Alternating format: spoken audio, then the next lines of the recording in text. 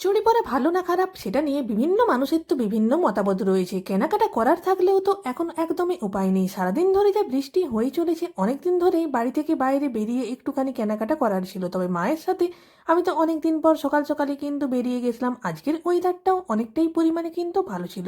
প্রথমেই চলে গেছিলাম গ্লোসারির দোকানে, সেখানে বিভিন্ন ধরনের গ্লোসারির জিনিসপত্র তো কেনার ছিল। এখানে বিভিন্ন জিনিসপত্রের সাথে সাথে অনেক কিছু তো স্কিন কেয়ারের জিনিসপত্রও রয়েছে। সেখান থেকে টুকিটাকি কেনাকাটা তো করে নিলাম। এখানে আমিও আমার পছন্দ মতো সমস্ত জিনিসপত্র তো নিয়ে নিলাম। দেন চলে এলাম বিস্কিটের সেকশনে। আমাদের বাড়িতে প্রত্যেকেই তো আলাদা আলাদা খাই, সকলের মন পছন্দের বিস্কিট তো এখানে নিয়ে নিয়েছি। গ্লোসারির সমস্ত জিনিসপত্র কেনাও তো কমপ্লিট হয়ে গেছে। এরপর জাস্ট বিলিংটা করিয়ে নিয়ে এখান থেকে বেরিয়েও তো আরও টুকিটাকি কেনাকাটার রয়েছে। লেডিস কর্নারে চলে এসেছি এখানে শ্রাবণের সবুজ চুড়ি কিনে নেওয়ার জন্য। এখন সোশ্যাল মিডিয়ার যুগে সবুজ চুড়ি পরা না পরা নিয়ে বিভিন্ন মানুষের বিভিন্ন মতামত থাকলে যে যার বিশ্বাস যে যার নিজের কাছেই তৈরি।